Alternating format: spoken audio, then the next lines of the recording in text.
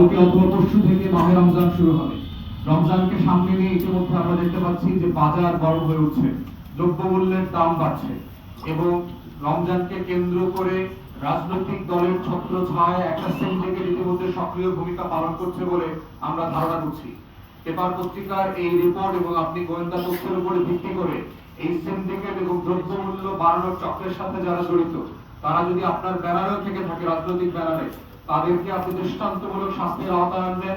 আপনি রাষ্ট্রের পক্ষে থাকবেন, জনগণের পক্ষে থাকবেন, জনগণের ভোগান্তি লাঘবে রমজানের এই সিন্ডিকেট ভেঙে দেওয়ার জন্য যা যা করা প্রয়োজন আপনি করবেন এবং এটা অবিলম্বে করবেন, কারণ সময় খুব কম এখানে।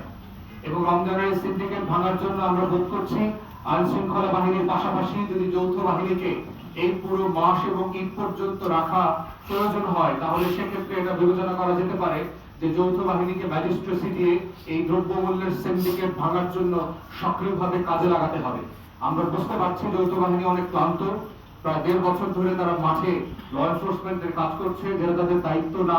তারা একটা ভালো নির্বাচন করবার জন্য চেষ্টা করেছে, কিন্তু তারপরও দেশের বৃহত্তর স্বার্থে এই বাস্তবতাটা বিবেচনায় আপনারা নিতে পারেন। তো আমি সামগ্রিকভাবে ধারণা করছি এবং আশা করছি মাননীয় প্রধানমন্ত্রী, নতুন সরকার সেই জুলাই আকাঙ্ক্ষা বাস্তবায়নের জন্য দৃঢ় চিত্তে কাজ করবেন, দেশের মানুষের পক্ষে দাঁড়াবেন এবং দেশের মানুষের আকাঙ্ক্ষা, ছাত্র যুবকদের আকাঙ্ক্ষা, বিরোধী দলের নিরাপত্তা, বিরোধী দলের রাজনীতি এবং ভোট যারা দিয়েছে তাদের মত প্রকাশের স্বাধীনতা, সেগুলো নিশ্চিত করবেন। আওয়ামী ফ্যাসিবাদের আমলে যেই কারণে তাদেরকে ব্যর্থ হতে হয়েছে, দেশ ছেড়ে পালাতে হয়েছে, তাদেরকে ভূমিধস পরাজয়ের মধ্য দিয়ে লজ্জিত হতে হয়েছে, রাজনীতিতে নাই হতে হয়েছে, এরকম কোন ঘটনা আপনি এবং আপনার সরকারের কাছ থেকে আমরা আকাঙ্ক্ষা করি না।